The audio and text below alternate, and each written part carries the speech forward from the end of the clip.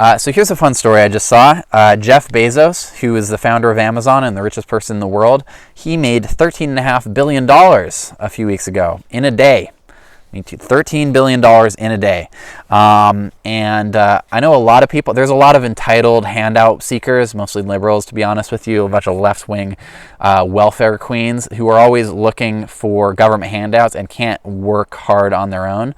Those people, they're probably watching my channel now because it's, a left-wing channel. They're saying, I work hard and I, manufacture automobiles and I work at the mill cutting things and I lift heavy objects and I make espressos and I, work as a secretary typing emails and I work for 10 hours a day, or I work all, quit your whining. They say I work 40 hours a week at $30 an hour and, I make $62,000 a year. But I need to work 216,000 years in order to make $13 billion. I say work harder, because Jeff Bezos just made $13 billion in a day. We live in a meritocracy. This is America, and I'm tired of your excuses, okay? And you might say, maybe I'm talking to not just a liberal, but an entire country of entitled people. Countries like Mongolia, Niger, Armenia, Chad, Rwanda, Haiti, Nicaragua, and 50-something other countries who make less than $13 billion in a year. Their GDP is less than $13 billion. And they're always complaining about it. They say that, colonialism and systemic inequities in the global financial markets have caused us to be a permanent underclass in the global south, providing raw materials to the rich industrialists, people like Jeff Bezos, who use that exploitation in order to make Amazon boxes and make $13 billion in a day while sitting on their butt. Stop with that nonsense. The world is a meritocracy. You need to work a little bit harder. A rising tide lifts all boats. And that's just the way it is. I was obviously using a little bit of my patented sarcasm and humor in order to entertain the viewing public about what is a ridiculous situation. Okay, nobody deserves to make $13 billion in a day. And the only reason he made that much money is because once you get really rich, you can make a ton of money just by having money and investing it in stocks. And so some of the richest people in the world are the Walton family. I think they're worth well over $100 billion, maybe $200 billion at this point. And what they did is they had parents who were really rich and then they died. And then they got tens of billions of dollars each. This is America. And what did their parents do to earn that money? Or what did Jeff Bezos do to earn that money?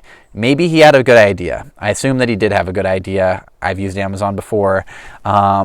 Maybe he outperformed the other upstart internet companies in the late 90s and, needs to be rewarded for that to an extent. So I have no problem with I have no problem with millionaires. I don't like billionaires too much. And there was an article that said that Jeff Bezos is about to be a trillionaire, meaning that he has $1,000 trillion by 2026. So I say that's probably a little bit too much money when there are 60 countries, as I mentioned, that only have a GDP of less than $13 billion a year, and there are 140 countries that are worth less than his net worth, which is about $189 billion. So most of the countries on Earth are worth less than him, and a lot of them are worth less than he got in a day. So that much money, I think he doesn't deserve. So something between, let's say, $1 million and $1 trillion, I think would be the right amount of money, and I think it should be closer to $1 million. And one thing I think that's never discussed when people talk about inequality is that he did not.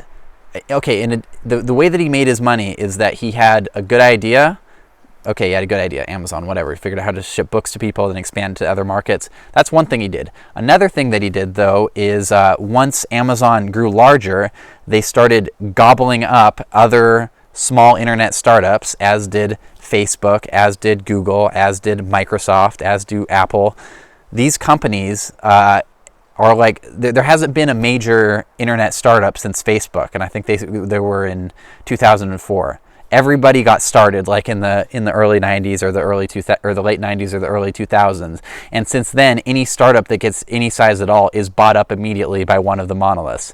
And so that's increasingly monopolizing or duopolizing the fields there. And when that happens, that means that you're able to have a competitive advantage because you're the only show in town in the case of Amazon, which is what Jeff Bezos makes his money off of. And so one thing that Amazon will do is, let's say that you search for a product. Let's say you search for slippers. You search for slippers. You search for some knickknack. Amazon will keep that data and then anybody that's on Amazon that provides slippers, they're gonna come up. But they're also going to see, okay, a lot of people have been searching for slippers lately, or a lot of people have been searching for tripods, or a lot of people have been searching for this. We, in addition to being a distributor, or in addition to being a platform where people advertise on, in addition to being a platform, we're also a producer. We also sell things. And so if there is some small company that's doing well selling these things, we're going to come in and undercut their prices because we have economies of scale, because we've gotten so big.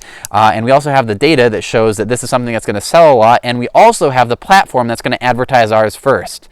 And so we're going to make more money. And so then the small businesses aren't able to make money as well.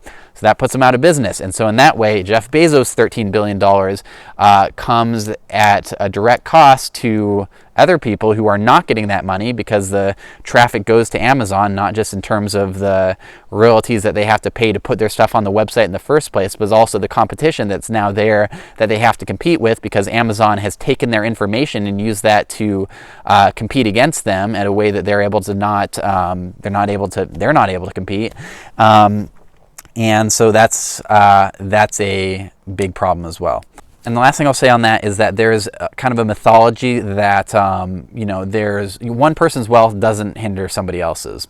But in reality, there's a finite earth. There's only so many resources. There's only so many things that people need to buy, despite capitalism's constant push for growth and to expand constantly, which is going to bump up against, and has been bumping up against, the environmental realities of living on a sphere with only so many resources. And there's only so much food that people need to buy. There's only so many times you need to shave. There's only so many razors you need to purchase. There's only so many phones you need to have. You need just one.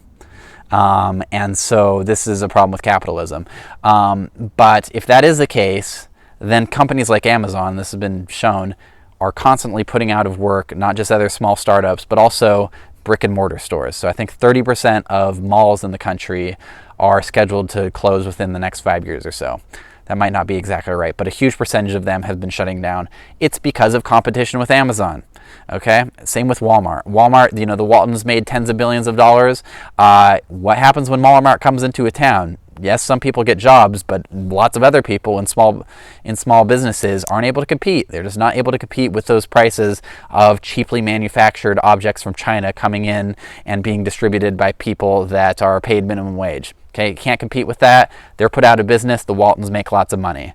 But let's not pretend like it's a benefit to the economy, or especially let's not pretend like it has no other repercussions. It's not connected to anything else.